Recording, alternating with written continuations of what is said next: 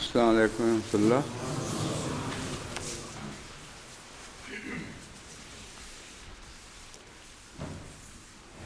ناظر صاحب اعلیٰ کی درخواست ہے کہ آئندہ 10 دن کے لیے بھی درس کا یہی وقت رکھا جائے، تو آج سے جو تبدیلی کا خیال تھا وہ اب نہیں ہوگی۔ اور سب سے پہلے تو آپ سب کو یہ نئے عشرہ کا پہلا دن مبارک ہو، اور وبالے کے سال کے دم صلہ سال کا پہلا دن 98 اس کو دم صلہ سال ہے نا، اس کا پہلا دن سب کو مبارک ہو۔ یہی آیت کریمہ سورہ النساء آیت 60 ابھی جاری ہے۔ اعوذ باللہ من الشیطان الرجیم، بسم اللہ الرحمن الرحیم۔ یا ایھا الذین آمنوا اطیعوا اللہ واطیعوا الرسول وَأُولِي الْأَمْرِ مِنْكُمْ فَإِن تَنَازَعْتُمْ فِي شَيْءٍ فَرُدُّوهُ إِلَى اللَّهِ وَالرَّسُولِ إِن كُنتُمْ تُؤْمِنُونَ بِاللَّهِ وَالْيَوْمِ الْآخِرِ ذَلِكَ خَيْرٌ وَأَحْسَنُ تَأْوِيلًا۔ سورہ النساء آیت 60۔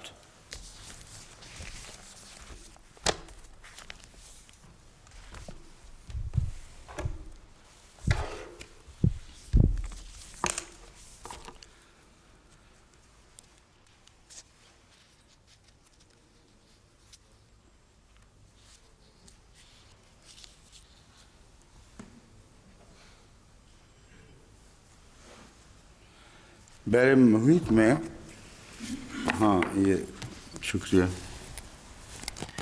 بحر محیط میں وہی دلیل چل رہی تھی کہ علی اس آیت کی مراد ہو ہی نہیں سکتے۔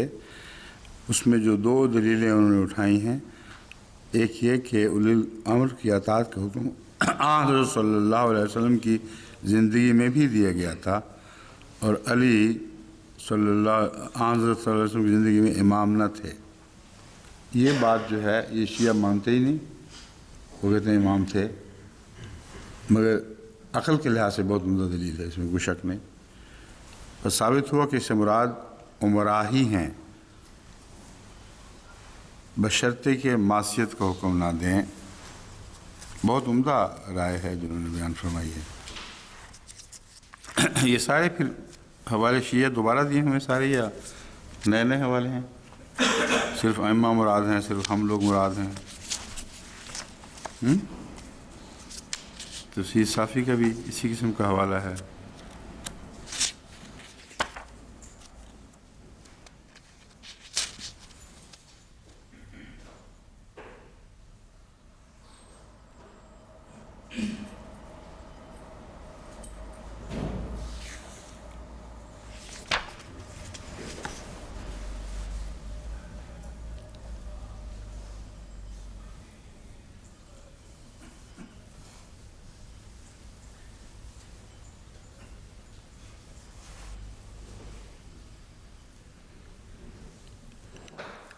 اس میں صرف ایک نئی بات یہ رکھی ہوئی ہے کہ اطیعوا اللہ واطیعوا الرسول اولی الامر منکم میں حضرت امام علی، حسن اور حسین یہ تین ہیں جن کے متعلق یہ حکم نازل ہوا تھا۔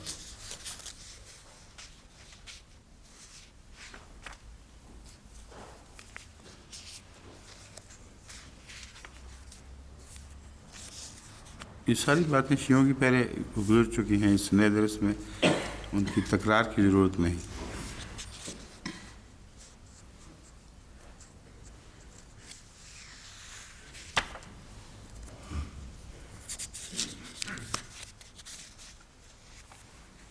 حضرت خلیفۃ المسیح اول رضی اللہ تعالیٰ عنہ کی تفسیر اطیعوا اللہ واطیعوا الرسول اولی الامر منکم، کہا مانو اللہ اور رسول کا اور اپنے حکام کا۔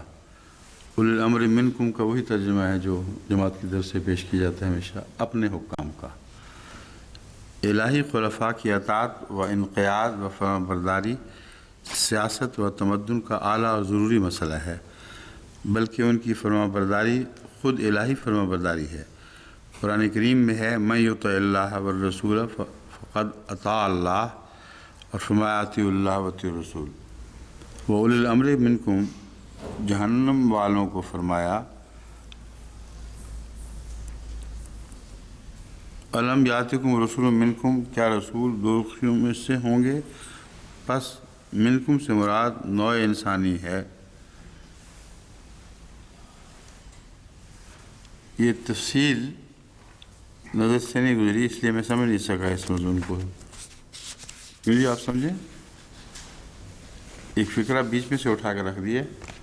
حضرت خلیفۃ المسیح اول رضی اللہ تعالیٰ عنہ کم گو تھے، یعنی کم گو ان معنوں میں کہ بہت سے مضامین کا خلاصہ تھوڑے لفظوں میں بیان فرما دیا کرتے تھے، اور اس پہلو سے آپ کے مطالب کو پانا کچھ دقت طلب تھا، یعنی غور سے بیٹھ کر دیکھنا پڑتا تھا، یا آپ کی مجلس میں وہ بات واضح ہو جایا کرتی تھی خود ہی۔ تو یہ بھی ان فکروں میں سے ایک ایسا فکرہ ہے جس کے متعلق میں نہیں کہہ سکتا کچھ۔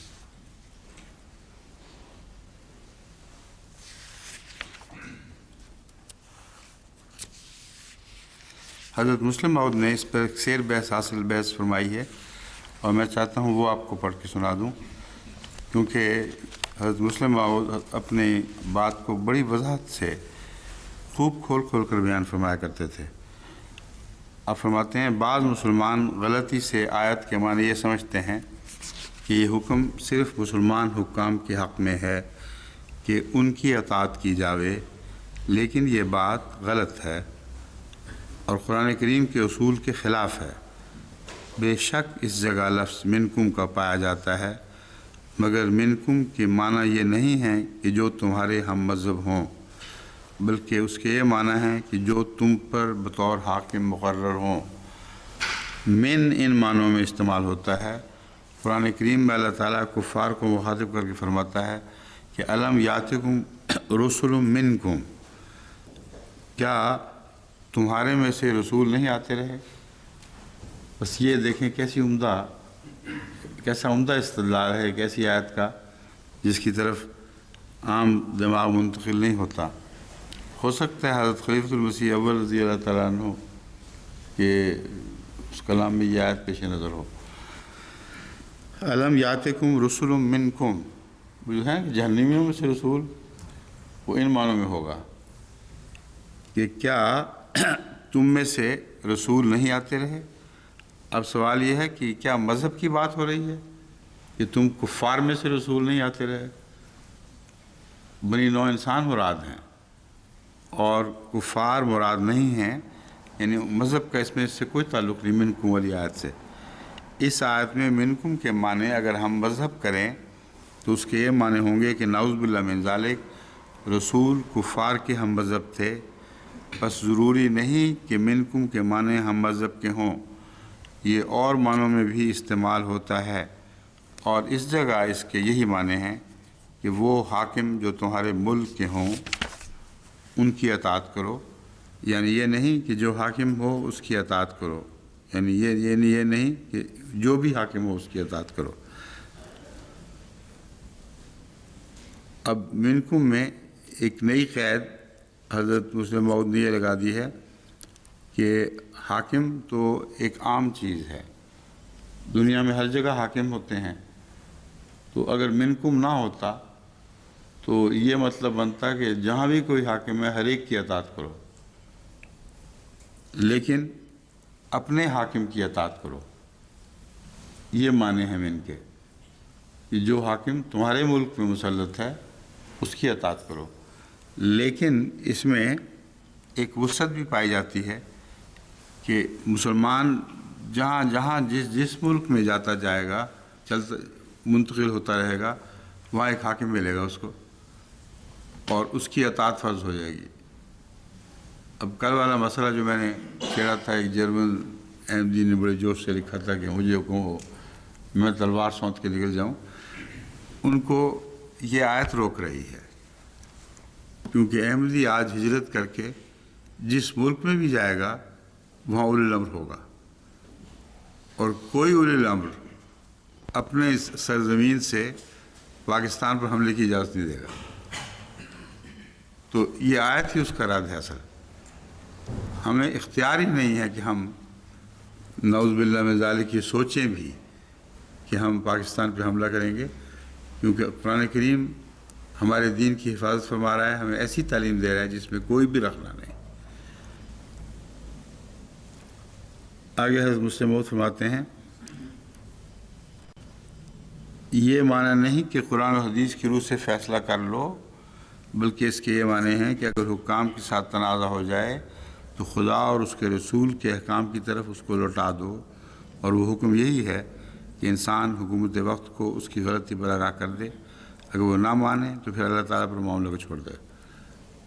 یعنی لوٹانے کا ایک یہ معنی ہے کہ جب تم لوٹاؤ گے تو یہی فیصلہ نظر آئے گا، یہی رسول اللہ صلی اللہ علیہ وسلم کا فیصلہ، یہی قرآن کریم کا فیصلہ کہ اگر حاکم وقت ظالم ہو تو تمہارا جہاد صرف اتنا ہے کہ اس کے ظلم کے باوجود اٹھ کے اس سے اختلاف رائے کا اظہار کر دو، اور پھر معاملے کو اس پر چھوڑ دو۔ پھر اس کا سر اگر کھجور کے برابر، یعنی ایک کشمش کے برابر بھی ہو اور غلام ہو، پہلے حدیث آ چکی ہے، پھر بھی اطاعت کرو اس کی۔ اگر وہ نہ مانے تو پھر اللہ تعالیٰ پر اس معاملے کو چھوڑ دو، وہ خود فیصلہ کرے گا اور ظالم کو اس کے کردار کی سزا دے گا۔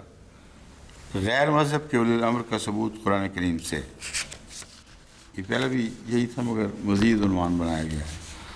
قرآن کریم میں حضرت یوسف علیہ السلام کا واقعہ جس طرح بیان ہوا ہے وہ بھی دلالت کرتا ہے کہ حاکم خواہ کسی مذہب کا ہو اس کی اطاعت ضروری ہے۔ یہ بھی پہلے درسوں میں چونکہ گزر چکا ہے، بہت تفصیل کی ضرورت نہیں، یہ سوال جواب کی مجالس میں بھی یہ بات آ چکی ہے کہ حضرت یوسف کا کردار فرعون کے زمانے میں ایسا تھا جس کے متعلق قرآن کریم فرماتا ہے کہ دین الملک میں اس کو کوئی اختیار نہیں تھا۔ وہ ملک کے دین الملک میں مذہب مراد نہیں ہے، دین الملک میں اس کی حکومت مراد ہے، اور اس حکومت میں حضرت یوسف اتنے بے بس و بے اختیار تھے کہ جب تک وہ قانون اجازت نہ دے اپنے بھائی کو اپنے پاس روک نہیں سکتے تھے۔ حالانکہ ایک بڑے وسیع اقتصادیات کے دائرے میں آپ کو مکمل بادشاہی حاصل تھی، لیکن فرعون نے دی ہوئی تھی، یا فرعون تو نہیں تھا، وہ الملک جو بھی تھا اس نے دی ہوئی تھی، اس کی اطاعت سے جتنی آزادی تھی وہ آپ استعمال کرتے تھے۔ جو بات باہر تھی اس میں آپ بے اختیار تھے، چنانچہ اللہ تعالیٰ نے انتظام فرمایا کہ دین الملک میں ہی اس کے ٹھہرنے کا انتظام ہو گیا۔ اس لیے وہ چھوٹا سا واقعہ نظر آتا ہے بظاہر، اور بعض مفسرین سمجھتے ہیں کہ حضرت یوسف کی یہ ترکیب تھی کہ وہ بانٹنے والا ڈول جو خاص سونے کا اور اس میں ہیرے جواہر جڑے ہوئے تھے وہ اپنے بھائی کے تھیلے میں رکھ دیں۔ ہرگز یہ ترکیب حضرت یوسف کی نہیں تھی، کیونکہ قرآن کریم بالکل واضح طور پر فرماتا ہے کدنا علی یوسف، ہم نے یہ ترکیب کی تھی۔ اب اللہ تعالیٰ تو مالک ملک ہے، وہ چاہتا تو ویسے ہی رکھ دیتا، اور یہ خدا کی عجیب شان ہے کہ جو احکامات ملکوں کے متعلق جاری فرماتا ہے خود بھی ان کی پابندی کرتا ہے، ان کو توڑتا نہیں، لیکن پابندی کرتے ہوئے انہی میں سے رستہ نکالتا ہے۔ اس لیے بعض لوگ سمجھتے ہیں کہ شاید قرآن کریم کا بیان چھوٹی سی بات کو بڑا کر کے دکھانے والا ہے۔ چھوٹی سی بات نہیں تھی، اللہ تعالیٰ کے منشاء اور تقدیر کے مطابق ایسا فیصلہ ہوا کہ قانون اپنی جگہ بحال رہا اور حضرت یوسف کی مراد پوری ہوئی۔ بس مسلم فرماتے ہیں چنانچہ حضرت یوسف علیہ السلام کی نسبت اللہ تعالیٰ فرماتا ہے کہ جب ان کے بھائی ان کے پاس چھوٹے بھائی کو لائے تو وہ ان کو وہاں کے بادشاہ کے قوانین کی روح سے اپنے پاس نہیں رکھ سکتے تھے، اس لیے خدا تعالیٰ نے ان کے لیے خود ایک تدبیر کر دی۔ چنانچہ فرماتا ہے کذالک کدنا لیوسف ما کان لیأخذ اخاہ فی دین الملک الا ان شاء اللہ، سورہ یوسف آیت 9، ہاں آیت 9 ہی ہے، یا رکو 9 لکھا ہوا پتہ نہیں، عجیب غریب حوالے دیتے ہیں ہمارے حوالے دینے والے بھی، رکو لکھ کے اس کو 9 لکھا ہوا ہے، اس کا کیا تعلق ہوا؟ یہ 9واں رکو ہوگا، حالانکہ سورہ آیت کا حوالہ ہونا چاہیے۔ یعنی اسی طرح ہم نے تدبیر کی کیونکہ وہ بادشاہ کے قوانین کے مطابق اپنے بھائی کو نہیں رکھ سکتے تھے، ہاں مگر اس صورت میں کہ خدا تعالیٰ ایسا ہی چاہتا۔ فتح البیان میں ہے کہ بادشاہ مصر کا قانون اور تھا اور اس کی شریعت اور تھی، بس خدا تعالیٰ نے الہاماً یوسف کے بھائیوں کے منہ سے نکلوا دیا کہ جو چور ثابت ہو اسی کو غلام بنا کر رکھ لینا۔ یہ ساری باتیں اکٹھی ہوئی ہیں، یہ ہے مکر اللہ، یہ تدبیر، اکٹھی ساری چیزیں جمع ہو گئیں۔ ان سے پوچھا کہ انہوں نے کہا جس کے پاس نکلے اسی کو رکھ لو۔ اب یہ بھی تو تصرف کے سوا ممکن نہیں تھا۔ اسی طرح اجعلنی علی خزائن الارض کے نیچے لکھا ہے کہ قد استدل بہذہ علی ان یجوز تولی الاعمال من جہت السلطان الجائر بل الکافر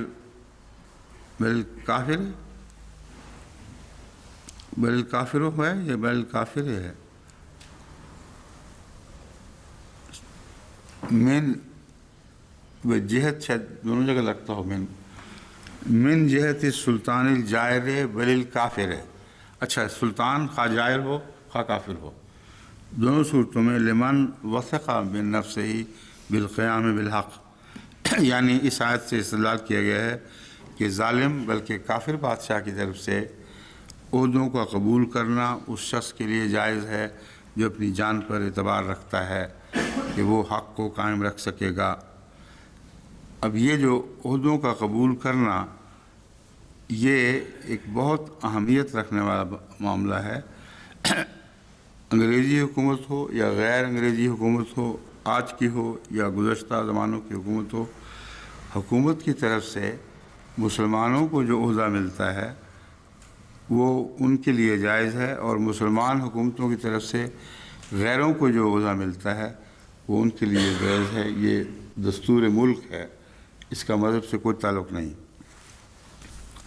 یاد رکھنا چاہیے کہ حق کے قیام سے یہ مطلب نہیں کہ وہ اپنی شریعت کو چلا سکے، کیونکہ جیسا کہ حضرت یوسف کے بھائی کے معاملے سے ظاہر ہے، کافر کی ملازمت کے لیے یہ شرط نہیں کہ مومن اپنا ذاتی خیال چلا سکے، اور ساری زندگی حضرت یوسف نے اسی طرح غیر کے قانون کی تابع زندگی بسر فرمائی۔ کافر کی ملازمت کے لیے شرط نہیں کہ مومن اپنا ذاتی خیال چلا سکے، بس حق کی حفاظت سے یہی مراد ہے کہ ظلم کی باتوں میں ساتھ شامل نہ ہو جائے۔ بس حضرت یوسف کے معاملے سے بھی ظاہر ہے کہ خواہ گورنمنٹ کافر ہی کیوں نہ ہو، اس کی وفاداری ضروری ہے۔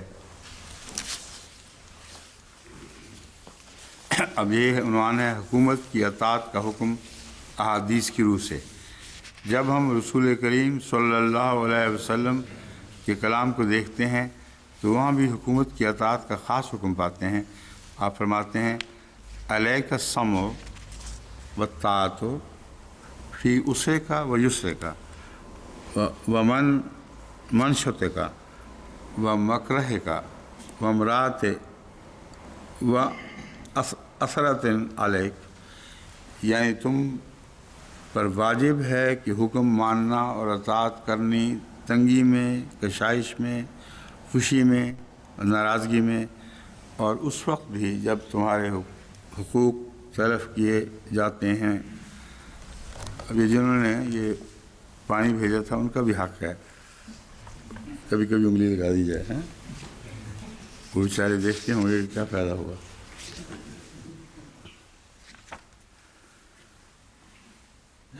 اگر ہم پر ایسا، یہ اب سوال ہے، دیکھیں یہ لگی رہی نا ضرورت واقعی پڑ گئی۔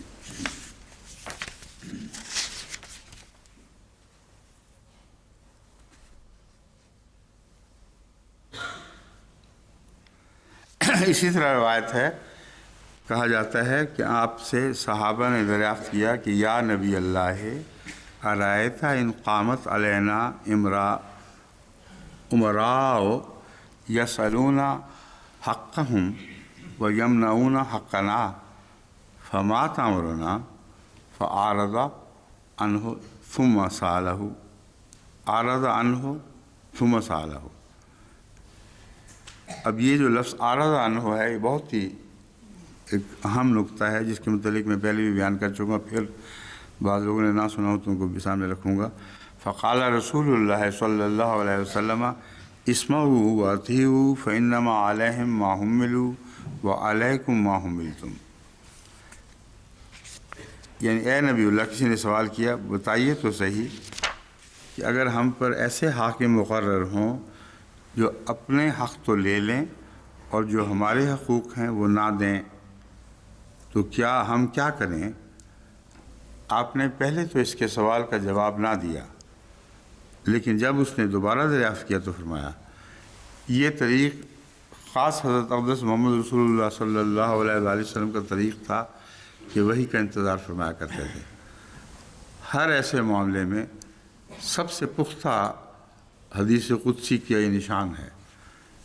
سب سے پختہ نہیں تو یوں کہہ دیں گے کہ جہاں واضح طور پر فرمایا گیا ہو کہ اللہ نے فرمایا ہے، اس کے بعد حدیث قدسی کا یہ ایک نشان ہے کہ رسول اللہ صلی اللہ علیہ وسلم سے جب کوئی سوال کیا جاتا تھا جس کا فوری طور پر قرآن میں یا پہلی الہی تشریحات میں ذکر نہ ملتا ہو یا ذکر ہو اور آپ کی توجہ نہ گئی ہو تو کبھی اپنی طرف سے جواب نہیں دیتے تھے۔ ما ینطق عن الہوا کا ایک یہ معنی بھی ہے، کبھی ایک جواب بھی اپنی طرف سے نہیں دیا، رک کر انتظار فرماتے تھے، منہ دوسری طرف کر لیا، اتنے میں وہی نازل ہوتی تھی۔ وہ جو بخاری کی کتاب کی وہی کی حدیث ہے جس میں آئندہ زمانے میں امت میں سے ایسے انسان کے آنے کا ذکر ہے جو آسمان سے بھی تارے بھی نوچ لائے، اس حدیث میں یہی طرز تھی جو آپ نے اختیار فرمائی۔ سوال ہوا اکمان ہوں یا رسول اللہ، من ہاولا ہے، منہ ادھر پھیر لیا، پھر فرمایا، پھر کسی نے پوچھا یا رسول اللہ، اس طرح منہ کر لیا، پھر اتنے میں معلوم ہوتا ہے وہی نازل ہو گئی اور وہ حدیث ایک حدیث قدسی بن گئی ہے۔ بس اسی طرح یہاں یہ طریقہ آپ نے اختیار فرمایا۔ آپ فرماتے ہیں ان کی باتیں سنو اور ان کی اطاعت کرو کیونکہ وہ اپنے کیے کی جزا پائیں گے، تم اپنے کیے کی جزا پاؤ گے۔ حضرت مسلم معود کا استنباط مزید یہ ہے ان احادیث میں کوئی لفظ ایسا نہیں جس کا یہ مطلب ہو کہ صرف مسلمان حاکم کی اطاعت کرو دوسرے کی نہ کرو۔ اشارتاً بھی رسول اللہ صلی اللہ علیہ وسلم نے کہیں اس کا ذکر نہیں فرمایا۔ کوئی شخص کسی کو مجبور نہیں کرتا کہ وہ کسی خاص ملک یا خاص بادشاہ کے ماتحت رہے، لیکن اگر کوئی شخص خود ایک ملک کو چنتا ہے تو اس کا فرض ہے کہ پھر اس ملک کے آئین کی اطاعت کرے اور حکومت کے خلاف مقابلہ کے لیے نہ کھڑا ہو جائے۔ آج کل کے زمانے میں تو حکومت کی چار دیواریاں ایسی وضاحت کے ساتھ مقرر ہیں، حکومت کی باؤنڈریز، کہ ان کے بعد کسی قسم کا حاکم وقت کی حکومت سے یا اس کے اولو الامر ہونے سے انکار ممکن ہی نہیں ہے۔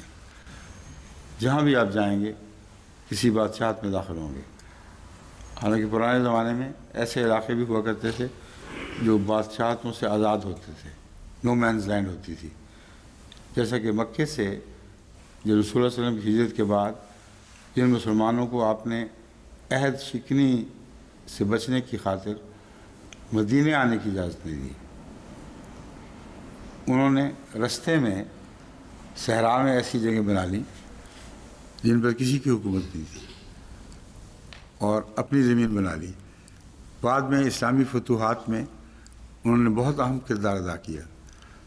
بس آج کے زمانے میں تو یہ ممکن ہی نہیں ہے، جہاں بھی بھاگ کے جائیں گے وہاں کوئی نہ کوئی حکومت موجود ہوگی اور آپ کا اس حکومت میں داخل ہونے کے ساتھ یہ ایک لازمی عہد ہوگا جو آپ کو باندھنا پڑے گا، خواہ بظاہر منہ سے اقرار کریں نہ کریں، لیکن آپ کو اجازت مل ہی نہیں سکتی کسی حکومت پہ جانے کی جب تک یہ عہد داخل نہ ہو کہ تم ہماری اطاعت کرو گے۔ رسول الامر منکم تو سب مولوی کر رہے ہیں، نکال کے دکھاؤ کوئی مولوی، پاکستان کے مولوی یہاں آئے ہوئے ہیں، کوئی ہے جو انگریز حکومت کا انکار کرے کہ اولی الامر نہیں؟ مجال نہیں کسی کی انکار کرے۔ کون سے ملا جرمنی جاتے ہیں یا بیلجیم جاتے ہیں جو اولی الامر کی یہ معنی کرتے ہیں جو ہم پر ٹھوسنے کی کوشش کر رہے ہیں، لیکن خود وہ معنی کر سکتے ہی نہیں۔ اگر آج یہ اولی الامر کے مسلمان ہونے کا اعلان کر دیں اور ساری حکومتوں کو پاکستان مطلع کر دے کہ یہ صرف مسلمان حاکم کی اطاعت کریں گے، غیر مسلم کی نہیں کریں گے، تو سب کے پاسپورٹ تب یا ویزا ختم، ساری دنیا کو ملا کی مصیبت سے نجات مل جائے گی۔ تو اس رمضان میں یہ بھی آزما کے دیکھیں، یعنی خدا نے طاقت نہیں دی ان کو کہ حضرت مسیح علیہ السلام کے فیصلے کے خلاف کوئی اور ترجمہ کر سکیں اس آیت کا۔ یہ اولی الامر ہے، یعنی حضرت مسیح موعود اولی الامر ہیں کہ جو بات کہہ دی وہی پتھر کی لکیر ہو گئی، اور ان کی عملی زندگی اس کے خلاف کسی قسم کا اظہار ناراضگی کرنے کی بھی طاقت نہیں رکھتی۔ یعنی غلط کہنا تو درکنار، اظہار ناراضگی بھی کہیں نہیں کر سکتے۔ یہاں کہیں کسی مولوی نے اگر کہا ہو کہ یہ غیر مسلم حکومت ہے، ہم نہیں مانیں گے، تو مجھے اطلاع کریں، فوراً یہاں کی حکومت اس کو ملک بدل کر دے گی۔ تو اولی الامر وہ ہوتا ہے جو اس کی بات، یعنی روحانی اولی الامر وہ ہوتا ہے جس کا امر عملاً چھا کر ثابت کر دیتا ہے کہ یہ الہی امر عطا ہوا ہے۔ اس کی ایک دوسری مثال میں یہ دیا کرتا ہوں کہ فرمایا یہ حکم سن کے جو بھی لڑائی کو جائے گا وہ دشمنوں سے سخت ہزیمت اٹھائے گا۔ اب جہاد کے خلاف تو یہ ہمارے متعلق کہتے رہتے ہیں کہ ہم نعوذ باللہ من ذالک جہاد کے منکر ہیں، اور کہتے ہیں مسیح موعود نے حکم دیا ہے۔ یہ کون ہوتا ہے حکم؟ قرآن میں حکم جاری ہے، مگر اس حکم کو ٹال کے نہیں دکھا سکتے۔ آج بھی وہی بات ہے، یہ حکم سن کے جو بھی لڑائی کو جائے گا، جہاں جہاں یہ اٹھیں گے غیر مسلم کے خلاف جہاد کے نام پر تلوار اٹھائیں گے، اور انگریز ہوں یا غیر انگریز ہوں، مغربی طاقتوں کے خلاف جہاں بھی تلوار اٹھائیں گے ضرور ہزیمت اٹھائیں گے۔ اس قانون کو بدل کے تو دکھائیں، کسی ایک جگہ بدل کے دکھا دیں، ہرگز بدل نہیں سکتے، کیونکہ یہ فیصلہ اولی الامر نے کیا ہے اللہ کے منشاء کے مطابق۔ یہ فیصلہ اولی الامر نے کیا ہے حضرت صلی اللہ علیہ وآلہ وسلم کی پیشگوئی کے مطابق، جس پیشگوئی میں تھا یضع الحرب۔ بس جو حکم ہے یہ بھی تو دیکھیں چلا کہاں سے ہے، کہاں سے جاری ہوا اور کس رستے سے پہنچا ہے۔ محمد رسول اللہ کے رستے سے پہنچا ہے۔ اب اس حکم کو توڑ کے تو دکھائیں گے۔ یہ اولی الامر ہے، اصل بادشاہ روحانی امور کا اور دنیاوی امور کا بھی، جو اللہ سے حکم لیتا ہے اور محمد رسول اللہ کی فرمودات کو آگے جاری کرتا ہے۔ اس کے خلاف ان کے پاس کچھ بھی نہیں ہے، کچھ نہیں کر سکتے۔ ابھی بورڈ کے مترتب قانون نوٹ ہیں، اس کی ضرورت ہی کوئی نہیں، حضرت مسلم موعود کی اصولات کے بعد یہ بالکل واضح ہو جاتا ہے۔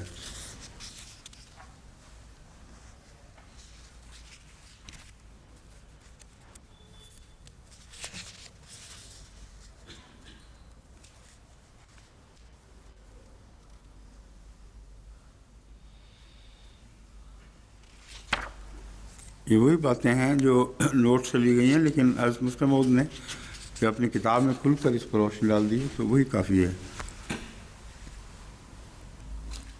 اب حضرت مسیح موعود علیہ الصلوۃ والسلام کے بعض مزید حوالہ جات درج ہیں۔ ازالہ اوہام روحانی خزائن جلد 3 صفحہ 596۔ اے مسلمانوں، اگر کسی بات میں تم میں باہم نزاع واقع ہو تو اس امر کو فیصلہ کے لیے اللہ اور رسول کے حوالے کر دو۔ اگر تم اللہ اور آخری دن پر ایمان لاتے ہو تو یہی کرو کہ یہی بہتر اور آسان تعویل ہے۔ پھر الحق دہلی روحانی خزائن جلد 4 صفحہ 184۔ فَإِن تَنَازَعْتُمْ فِي شَيْءٍ فَرُدُّوهُ إِلَى اللَّهِ وَالرَّسُولِ، یعنی اگر تم کسی بات میں تنازع کرو تو اس امر کا فیصلہ اللہ اور رسول کی طرف رد کرو، اور صرف اللہ اور رسول کو حکم بناؤ، کسی اور کو نہیں۔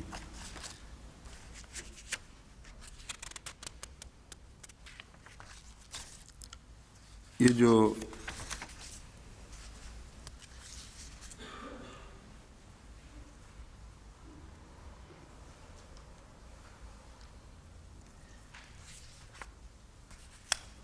سارے جو حوالے ہیں نا، انگریزی جارج سیل کے، یہ سب میں نظر ڈال لی ہے، ان میں کچھ بھی مزید بات نہیں ہے جو اس مضمون پر آپ کے سامنے پیش کی جا سکے۔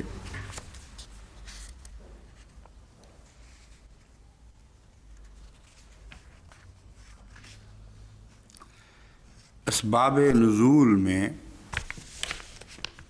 بیضاوی کی ایک روایت ہے، ایک منافق کا ایک یہودی سے جھگڑا ہو گیا تھا، اس پر یہ آیت نازل ہوئی ہے۔ اب ایک منافق کا ایک یہودی سے جھگڑا ہوا اور وہ عظیم آیت نازل ہوئی جو تمام زمانوں پر حاوی ہے، تمام دنیا پر حاوی ہے، مسلمانوں کے ہر معاملے پر حاوی ہے۔ اس نے کچھ بھی ایسا حصہ مسلمانوں کی زندگی کا نہیں چھوڑا جس پر اثر انداز نہ ہوئی ہو۔ تو اس کو یہ کہنا کہ کسی کوئی جھگڑا ہو گیا تھا اس کی وجہ سے آیت نازل ہوئی، یہ ساری عبارت میں پڑھ کے سناؤں تو بہت ہی فضول باتیں اس میں لکھی گئی ہیں جن کا حقیقت حال سے کوئی بھی تعلق نہیں ہے۔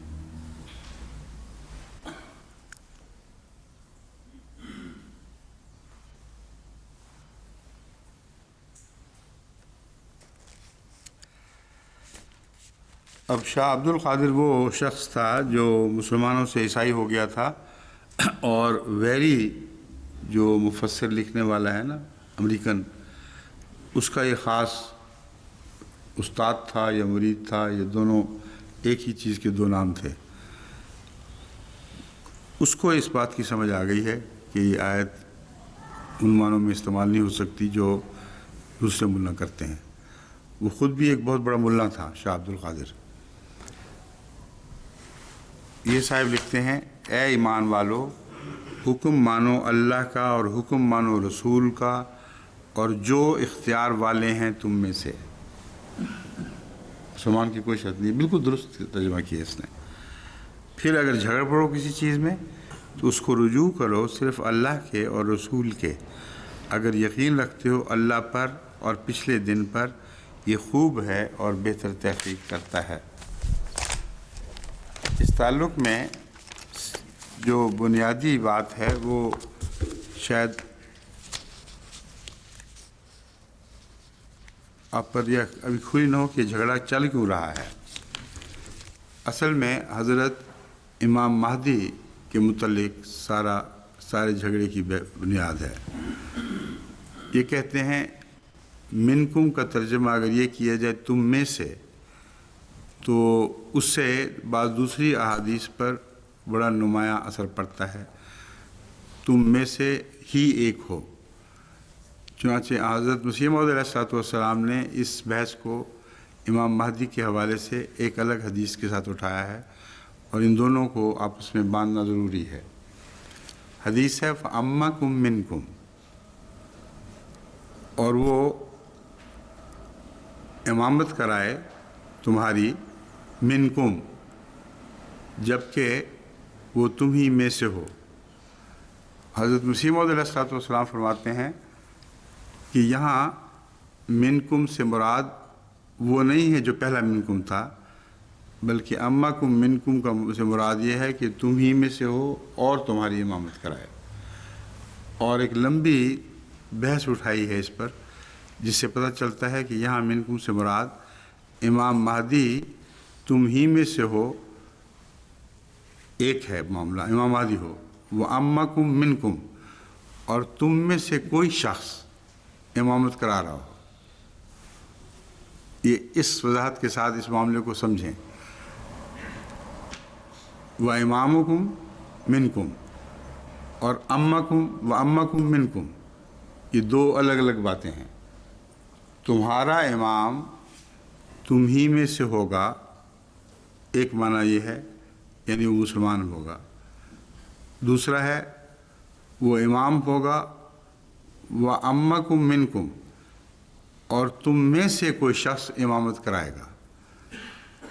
یعنی امام تو وہ ہوگا لیکن نماز کی امامت کے لیے ایک اور شخص آگے کیا جائے گا۔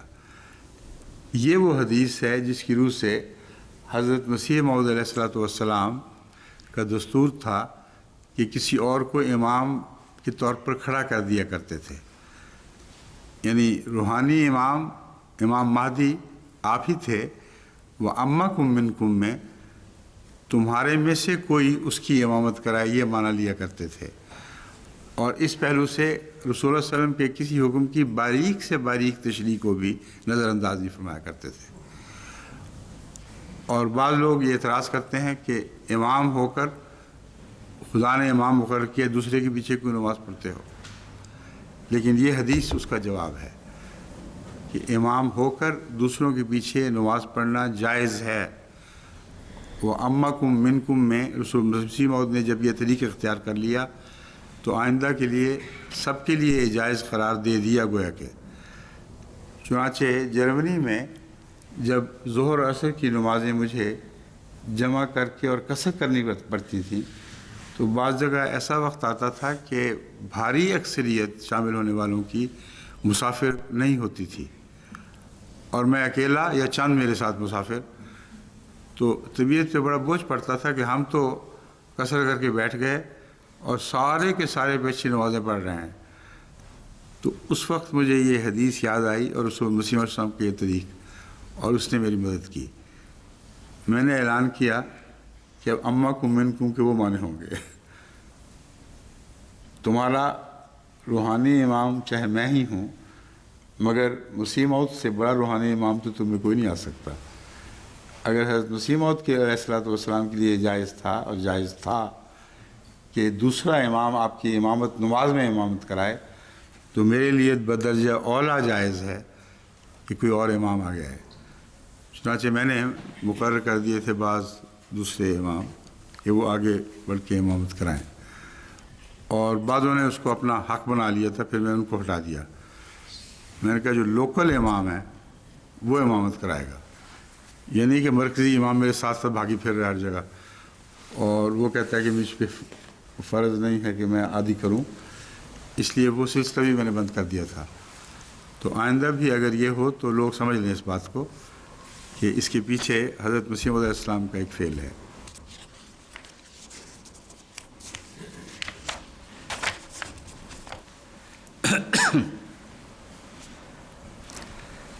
بعض احادیث اطاعت امیر کے متعلق مزید احادیث ہیں جو آپ کے سامنے رکھتا ہوں۔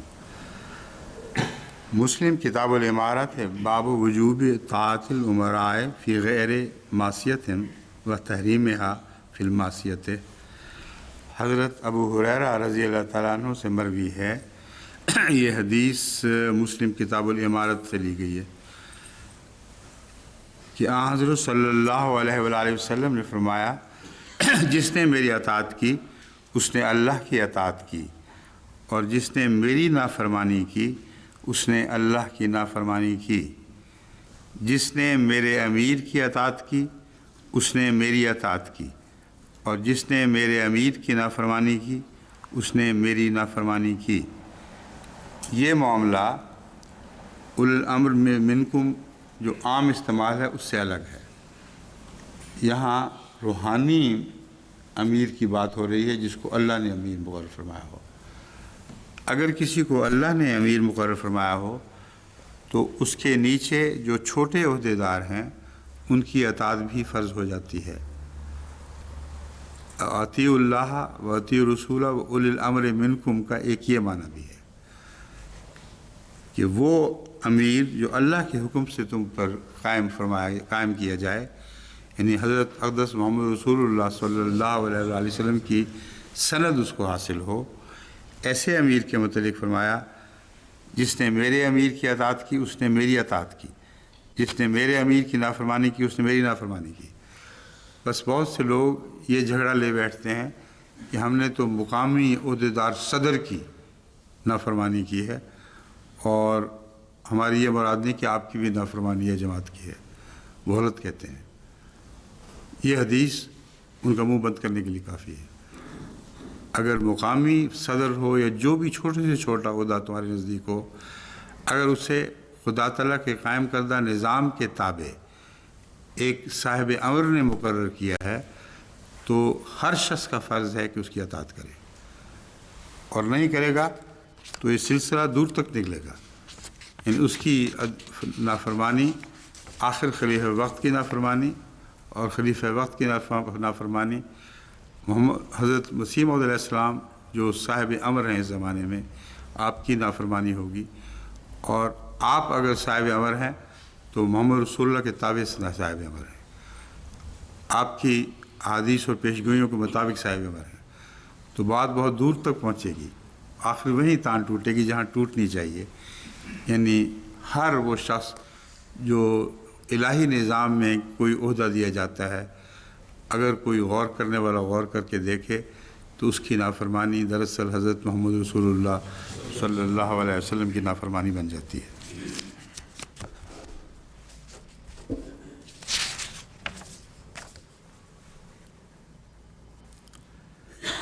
ایک اور موقع پر یہ بخاری کتاب الاحکام باب السمع والطاعۃ للامام ما لم تکن معصیہ، یہ یہاں سے لی گئی ہے۔ عن عبداللہ رضی اللہ تعالیٰ عنہ ان النبی صلی اللہ علیہ وسلم قال السمع والطاعۃ علی المرء المسلم فیما احب او کرہ ما لم یؤمر بمعصیۃ فاذا امر بمعصیۃ فلا سمع ولا طاعہ۔ اب یہ حدیث بھی بعض دفعہ بہت پیچیدگیاں پیدا کر سکتی ہے اگر دماغ پیچیدہ ہو اور اس حدیث کے مطلب کو واضح نہ سمجھے۔ ابھی میں نے آپ سے کہا ہے کہ اگر کوئی چھوٹے سے چھوٹا عہدیدار بھی حکم دیتا ہے تو آپ کو ماننا پڑے گا، لیکن اگر کوئی یہ کہہ دے کہ اس نے معصیت کو حکم دیا تھا اس لیے میں نہیں مانا اور یہ حدیث پھر دے، تو سارا بنا بنایا نظام کا تار پود بکھر جائے گا۔ یعنی معصیت کا فیصلہ کرنا یہ بھی امیر کا کام ہے، اور اس معاملے کو امیر کو لوٹانا چاہیے کہ مجھے معلوم ہوتا ہے کہ یہ معصیت ہے، واقعتاً ہے یا نہیں یہ فیصلہ کرنے کا میں مجاز نہیں، مگر کچھ تھوڑے سے تأمل کا مجھے اختیار دیا جائے کہ جب تک میں معاملے کو اوپر پہنچا کر معلوم نہ کر لوں کہ معصیت تھی کہ نہیں، اس وقت تک میں رکا رہوں۔ یہ بہت عمدہ موقف ہے، اور اس موقف کو اختیار کر کے ہم نے بعض افریقن ممالک کے دیرینہ جھگڑوں کو حل کر لیا جہاں یہی سوال اٹھا کرتا تھا کہ اگر امیر خلاف شرع فیصلہ دے تو ہم کیا کریں۔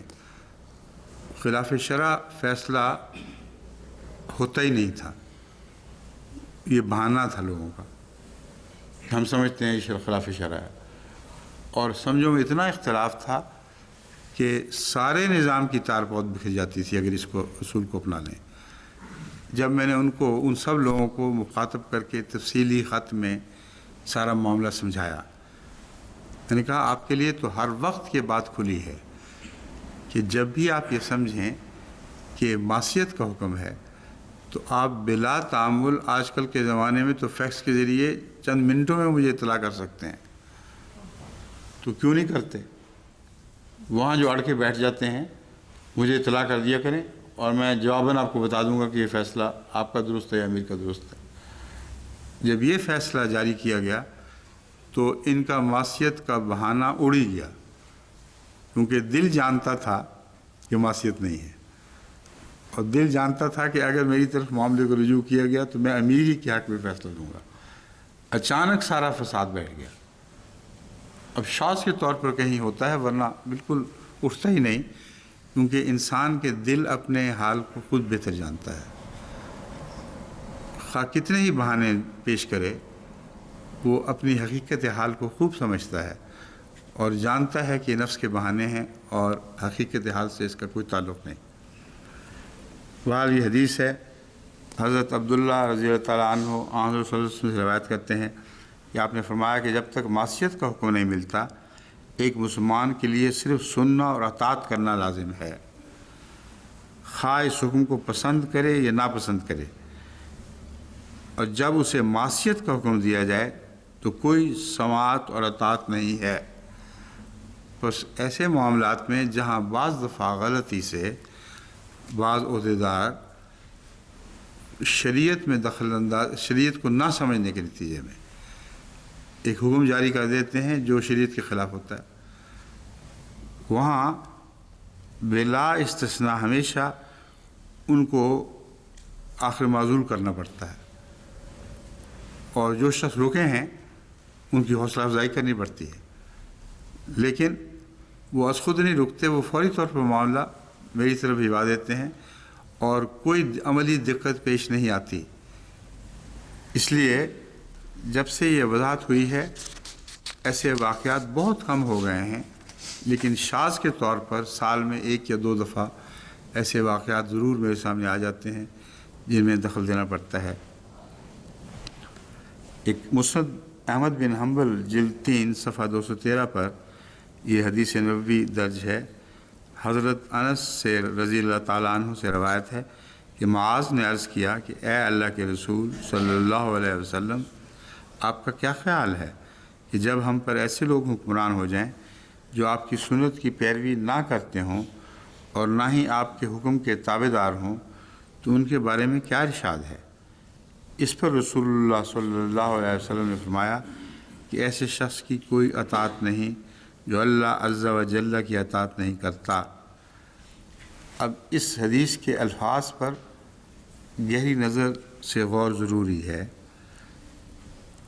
حضرت انس سے روایت ہے، معاذ نے یہ عرض کیا کہ جب ہم پر ایسے لوگ حکمران ہو جائیں تو ہرگز رسول اللہ صلی اللہ علیہ وسلم کے قائم کردہ عمرہ مراد نہیں ہے، بالکل کھلی بات ہے۔ اور ایسے حکمرانوں کی پیشگوئی خود رسول اللہ صلی اللہ علیہ وسلم نے فرمائی تھی کہ ایسے ظالم حکمران آ جائیں گے جو شریعت کے خلاف اپنی دھونس جمائیں گے اور خدا کے دین کی کوئی پرواہ نہیں کریں گے۔ ایسی صورت میں جن دینی معاملات میں وہ دخل دیں گے، اگر تم ان کا انکار کرو تو رسول اللہ صلی اللہ علیہ وسلم فرماتے ہیں میں تمہیں اس سے آزاد کرتا ہوں کہ ان کی اطاعت کرو۔ بس امیر محمد رسول اللہ صلی اللہ علیہ وسلم ہی ہیں، اور آپ خود ایسے حکمرانوں کی اطاعت سے امت کو آزاد کر رہے ہیں۔ اور یہ وہ وقت نہیں تھا کہ جس میں کوئی شخص رسول اللہ صلی اللہ علیہ وسلم کے پاس جا کر یا کسی روحانی امیر کے پاس جا کر پوچھتا کہ میں اس میں کیا کروں۔ اس لیے یہ افراتفری کا عالم، انارکی کا عالم اس زمانے میں آیا ہے جس زمانے کے متعلق خود رسول اللہ صلی اللہ علیہ وسلم نے پیشگوئی فرمائی ہوئی تھی کہ ملوکیت کا ایک ایسا دور آنے والا ہے۔ اس کو عام پر محمول نہیں کیا جا سکتا، نہ اس دور میں جب کہ خدا تعالیٰ نے امارت کو دوبارہ قائم فرمایا ہے اس حدیث کو عذر کے طور پر پیش کیا جا سکتا ہے۔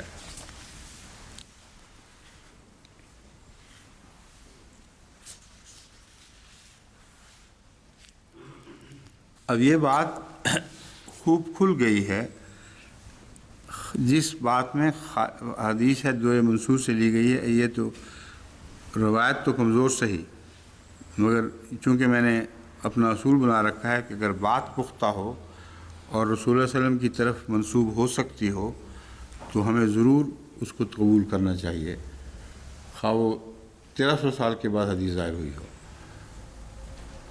امر حدیث قرآن کے مطابق ہو، امر حدیث رسول اللہ صلی اللہ علیہ وآلہ وسلم کی شان کے مطابق ہو، تو ہمیں سے کیا غرض ہے کس نے روایت کی ہے؟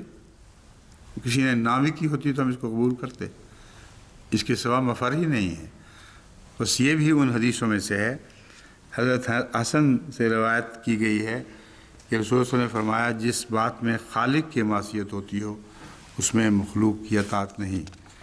اب خالق کی معصیت ایک ایسا امر ہے جس کا پیمانہ ہر انسان کے دل میں رکھ دیا گیا ہے۔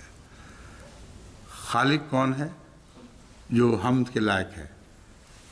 خالق وہ ہے جس میں ایک ادنا بھی کمزوری نہیں پائی جاتی، بس ایسا خالق جس میں ایک ذرہ بھی کمزوری نہیں اور ہر بات حمد کے لائق ہے، اس کا ایک دل کے اندر ایک ایسا عکس رکھ دیا گیا ہے جو فطرت کا عکس ہے، جو ہمیشہ صحیح فیصلہ دے گی اگر کوئی انسان خود اسے داغدار نہ کرے یا بدنیتی کے ساتھ اس کی طرف بات منسوخ نہ کرے۔ فطرت انسانی اس معاملے میں دنیا میں ہر جگہ وہی فیصلہ دے گی جو کسی اور جگہ دیا جاتا ہے۔ جھوٹ کو جھوٹ سمجھے گی، غلط کو غلط سمجھے گی، حکم کسی کے حق تلفی کو حق تلفی سمجھے گی۔ یہ وہ معاملات ہیں جو توحید باری تعالیٰ کو کل عالم پر نافذ کر دیتے ہیں۔ بس اس حدیث میں یہ بہت عمدہ معاملہ ہے کہ فرمایا خالق کی طرف رجوع کرو. اگر تمہارے نزدیک وہ خالق جس نے ساری دنیا کو پیدا کیا ہے، صرف مسلمان ملکوں کو پیدا نہیں کیا، اگر وہ خالق اس قسم کا حکم دے سکتا ہے اور تمہاری فطرت اس کے حق میں گواہی دیتی ہے اور ہر ملک میں وہ حکم نافذ کیا جا سکتا ہے، یہ شرط ہے جو اس میں مضمر ہے، تو پھر تمہارا حق ہے کہ تم اس اساس سے انکار کر دو، خواہ وہ کسی ملک کا کہیں کا بادشاہ ہو، کسی بھی قوم یا دین سے تعلق رکھنے والا ہو.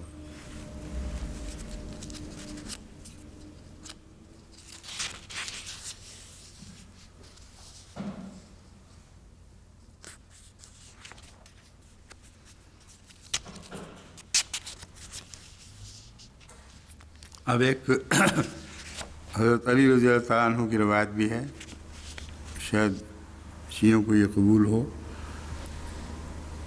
بخاری شریف میں حضرت علی رضی اللہ تعالیٰ عنہ کی یہ روایت درج ہے کہ نبی اکرم صلی اللہ علیہ وسلم نے ایک سریہ بھیجا اور ایک انصاری شخص کو ان کا امیر مقرر کر کے انہیں اس کی اطاعت کا حکم دیا.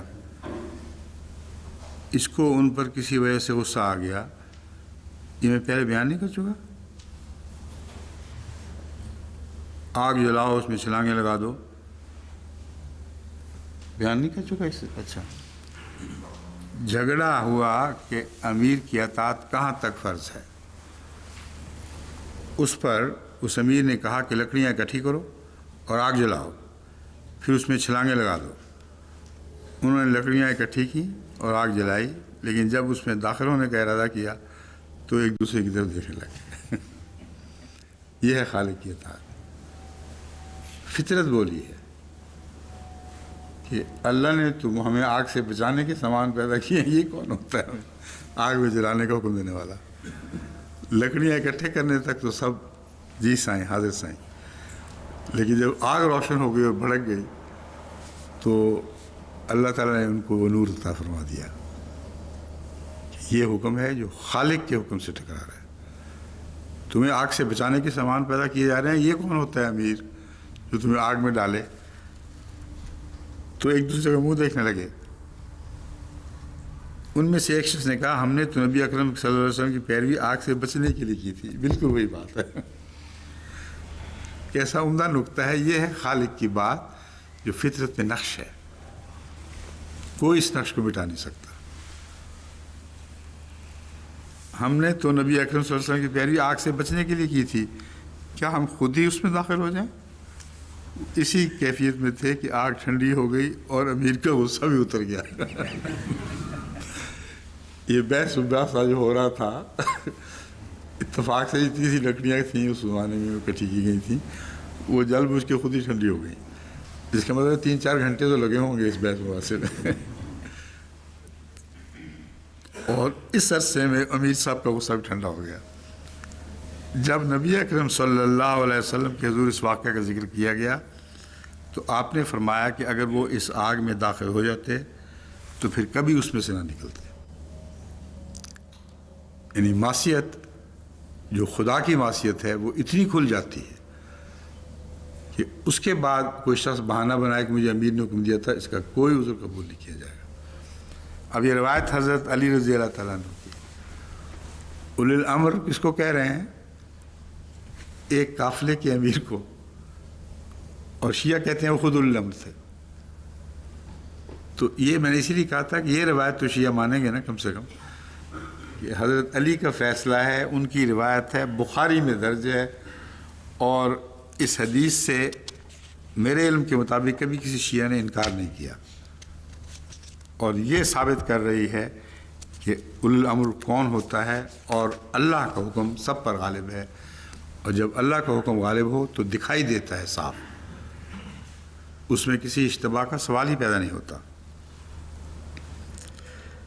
مسلم کتاب الامارہ سے ایک اور حدیث اسی تعلق میں یوں درج ہے.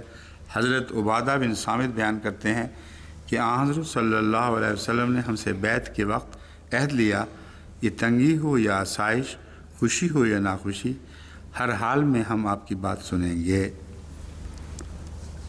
حضرت سے ہم نے یہ عہد کیا، اہل بیت کے وقت یہ عہد کیا، اور اطاعت اور فرما برداری کریں گے، خواہ ہم پر دوسروں کو ترجیح دی جائے، نیز ہم ان لوگوں سے جو کام کے اہل اور صاحب اقتدار ہیں مقابلہ نہیں کریں گے، سوائے اس کے کہ ہم کھلا کھلا کفر دیکھیں اور ہمارے پاس اللہ تعالیٰ کی طرف سے کوئی برہان آ جائے کہ حکام غلطی پر ہیں۔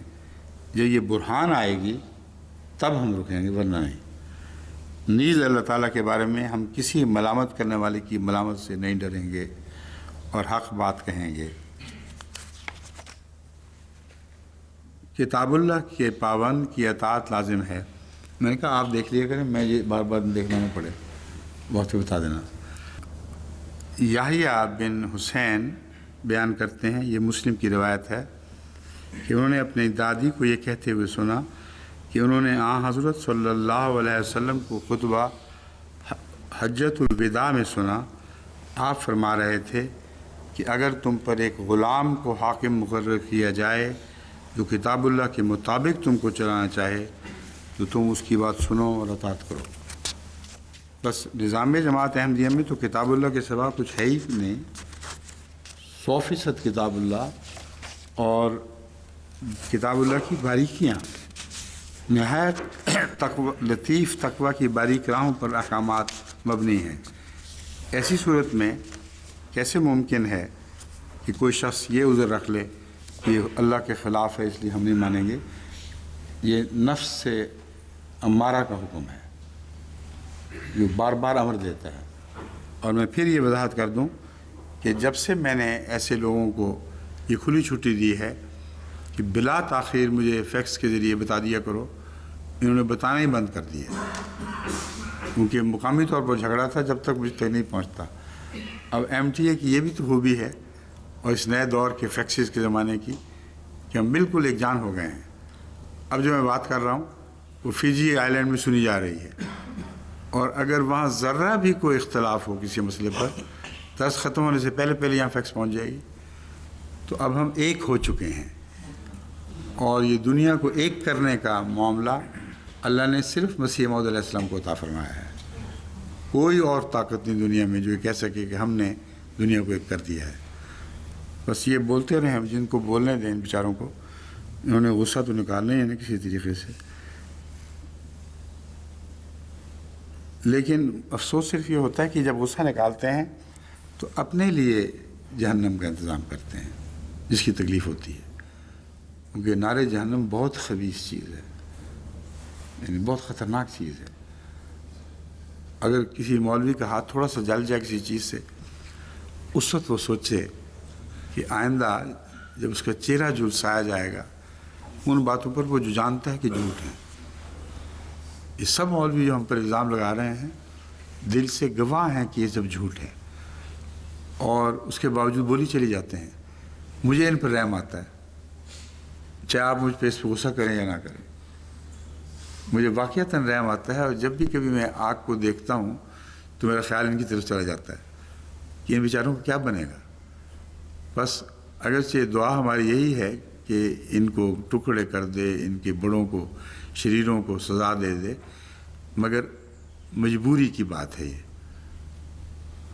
ہرگز میں ہمارا دل نہیں چاہتا کہ یہ اس حالت پر مریں۔ صرف ان کو دعا پہنچے گی جو لوگوں کے لیے جہنم بھڑکانے کا انتظام کرتے جاتے ہیں، اور کھلی چھٹی ملی ہوئی ہے ان کو۔ بس اس خاطر کہ یہ دائرہ کم ہو جائے، بجائے اس کے کروڑوں ان کی وجہ سے سزا پائیں، یہ چند اگر انہوں نے فیصلہ کر ہی رکھا ہے، اور قرآن سے پتہ چلتا ہے کہ بعض لوگوں نے یہ فیصلہ کیا ہوتا ہے، انہیں ضرور جہنم کا منہ دیکھنا ہے، تو ان کے لیے ہماری مجبوری ہے، اس میں ہم بے اختیار ہیں۔ مگر یاد رکھیں اس مجبوری میں بھی رحم کا عنصر شامل ہونا چاہیے، اور میں ہمیشہ اس عنصر کو اپنے دل میں غالب دیکھتا ہوں۔ غلطی سے لگ گیا۔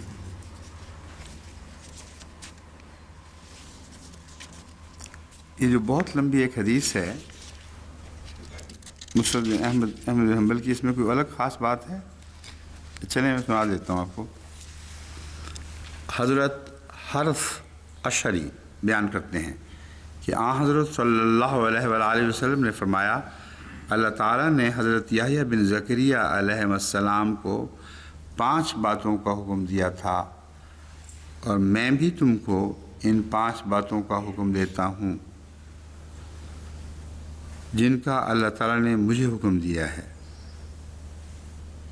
اب الفاظ بڑے محتاط ہیں، اور حضرت زکریہ کا حوالہ حضرت یحییٰ کا حوالہ بھی ایک معنی رکھتا ہے، لیکن رسول اللہ صلی اللہ علیہ وسلم نے یہ وضاحت فرما دی ہے کہ میں اس لیے ان 5 باتوں کا حکم نہیں دے رہا کہ یحییٰ بن زکریہ کو حکم دیا گیا تھا، کسی حکمت سے میں یہ بات بیان کر رہا ہوں کہ ان کو بھی یہ دیا گیا تھا، لیکن یہ 5 باتیں وہ ہیں جن کا مجھے حکم دیا گیا ہے، اس لیے میں بیان کرتا ہوں۔ وہ 5 باتیں کون سی ہیں؟ جماعت کے ساتھ رہو، امام وقت کی باتیں سنو اور اس کی اطاعت کرو، دین کی خاطر وطن چھوڑنا پڑے تو وطن چھوڑ دو، اور اللہ کے راستہ میں جہاد کرو۔ بس جو شخص جماعت سے تھوڑا سا بھی الگ ہوا، اس نے گویا اسلام سے گلو خلاصی کرا لی۔ یہ بہت ہی عظیم الشان حدیث ان معنوں میں ہے کہ اس کا حضرت مسیح موعود علیہ السلام سے تعلق ہے، اور دوبارہ اس دنیا میں جس ایلیا نے آنا تھا وہ چونکہ یحییٰ کی شکل میں آیا تھا، اس لیے ہمارے دور میں جس ایلیا نے نازل ہونا تھا وہ ایک معنوں میں یحییٰ کا مسیح بن گیا، اور یہ بحثیں بہت اٹھائی گئی ہیں۔ یہ 5 باتیں بالکل وہی ہیں جو مسیح موعود علیہ السلام ہمیں کہتے ہیں، اور دوسری الہی کتب میں اس ترتیب سے کہیں درج نہیں ہے، بس لازماً یہاں رسول اللہ صلی اللہ علیہ وسلم کی ذہن میں ایک پیشگوئی ہے۔ فرمایا کہ وہ امام جو یہ باتیں کرے گا تو یہ نہ سمجھنا کہ اس کی باتیں ہیں، وہ میری باتیں ہیں جو خدا نے مجھے حکم دیا ہے، وہ ان باتوں کو آگے جاری کرے گا۔ اب دوبارہ یہ حکم سن لیں، یہ بین ہی جماعت احمدیہ کے اوپر اطلاق پانے والے احکامات ہیں، اور اس سے پہلے دیگر الہی کتب میں آپ کو کہیں اس طرح نظر نہیں آئیں گے اس ترتیب کے ساتھ۔ فرمایا جماعت کے ساتھ رہو، اور جو نہیں رہتا اس کے مطابق وہ بھی میری جماعت میں سے نہیں ہے، وہ بھی میری جماعت میں سے نہیں ہے۔ بڑی تاکید ہے کہ جماعت کا دامن نہ چھوڑو، اس کے ساتھ رہو۔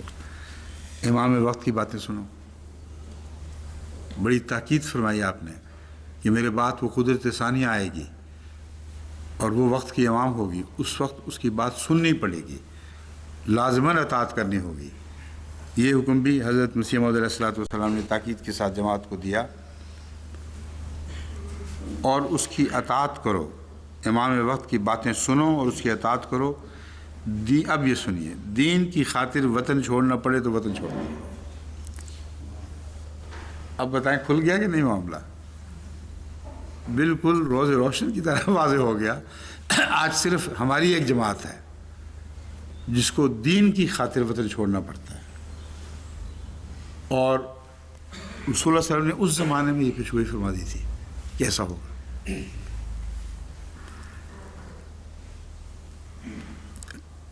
دل درود بھیجتا ہے رسول اللہ صلی اللہ علیہ وسلم، کس پیار سے اور کس محبت سے ہمارا ذکر فرمایا جو اور کسی پر اطلاق نہیں پا رہا۔ سب دنیا میں ایک ہم ہی تو ہیں جو اس حکم کے مصداق ٹھہرتے ہیں، دین کی خاطر وطن چھوڑنا پڑے تو وطن چھوڑ دو، اور اللہ کے راستے میں جہاد کرو۔ بس جو شخص جماعت سے تھوڑا سا بھی الگ ہوا، اس نے گویا اسلام سے گلو خلاصی کرا دی۔ دین کی خاطر الگ ہو اور جہاد کرو۔ اب بتائیں تلوار کے جہاد کا کون سا موقع رہ گیا باقی؟ دین کی خاطر وطن چھوڑو اور جہاد کرو۔ اگر جہاد ممکن ہوتا اس زمانے میں وطن چھوڑ کر، تو تلوار کے جہاد کی کوئی گنجائش یہاں موجود تھی، لیکن جس زمانے کی بات فرما رہے ہیں کہ دین کی خاطر وطن چھوڑنے پڑیں گے، وہاں وہ زمانہ بتا رہا ہے کہ تلوار کے جہاد کی گنجائش نہیں، اسی جہاد کی گنجائش ہے جو جہاد اکبر ہے اور جو احمدی ساری دنیا میں کر رہے ہیں، یعنی جہاد بالقرآن، نہ کہ جہاد بالسیف۔ جہاد بالقرآن ہی ہے جو اولیت رکھتا ہے، اور جہاد بالسیف ایک ثانوی جہاد ہے، جیسے پانی نہ ہو تو تیمم کر لیا جاتا ہے، مگر تیمم بھی فرض ہے جب پانی نہ ہو۔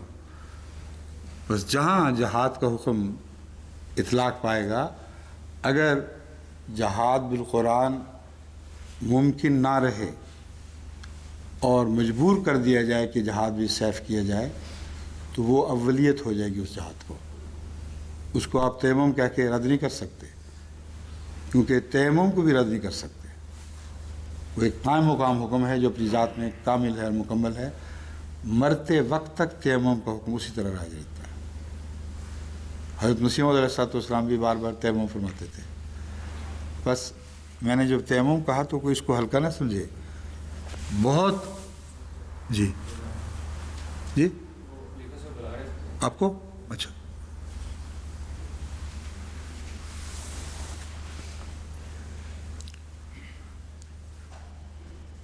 بیمار زیادہ ہو گیا، اس کی خبر لائیں ہیں؟ کیا بیمار ہے کوئی باہر؟ ہاں جائیں جائیں، شوق سے جائیں۔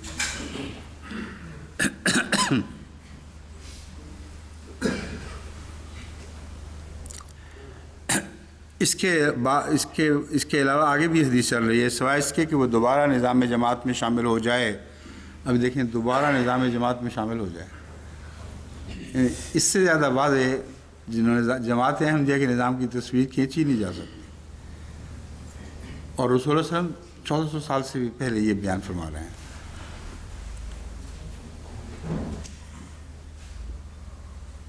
اور جو شخص جاہلیت کی باتوں کی طرف بلاتا ہے وہ جہنم کا ایندھن ہے۔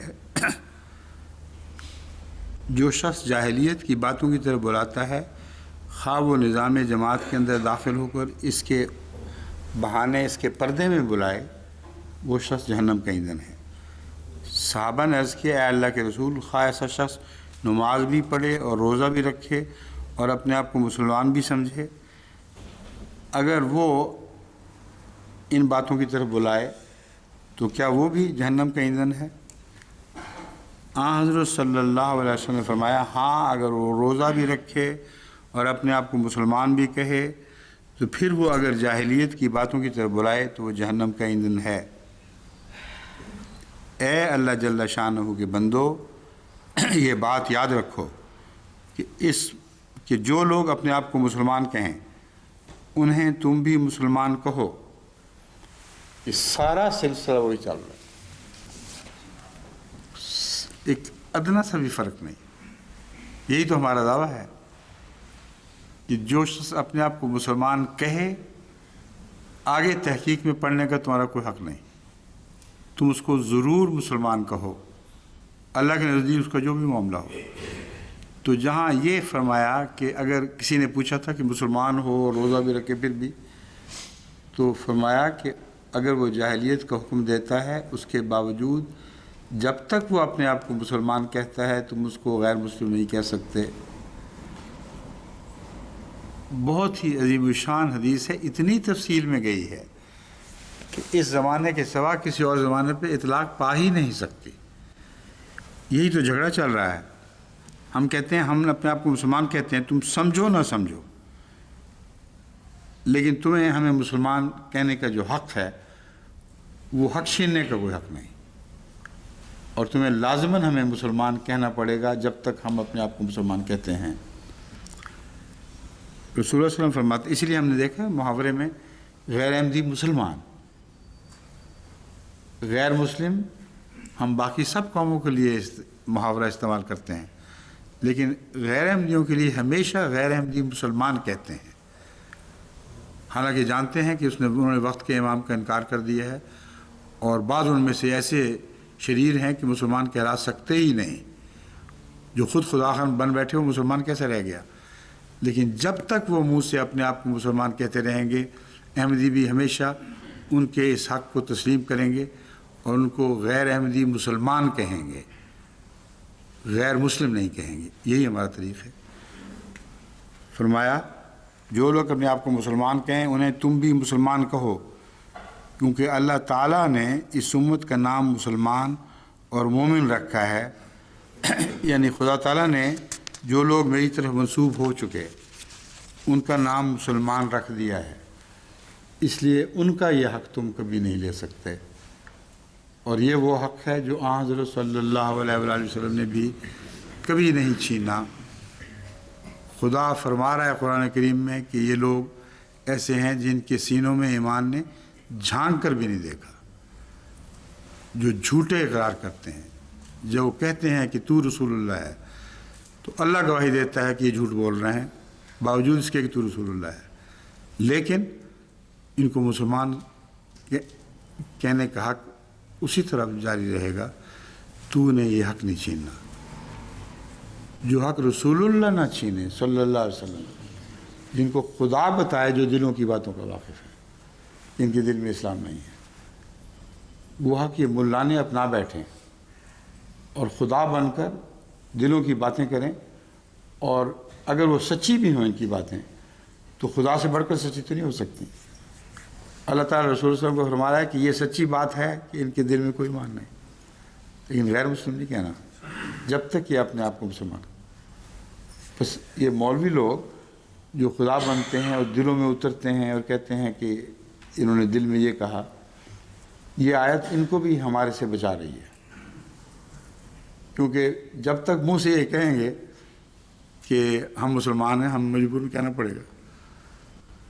بس یہ اس آیت کا منطوق، اس حدیث کا منطوق ہے، جیسا کہ میں نے بیان کیا تھا۔ بہت ہی عظیم الشان جماعت احمدیہ کے حق میں ایک جاری فیصلہ ہے۔ ابھی کل بھی کچھ حصہ اس کا باقی رہے گا انشاءاللہ۔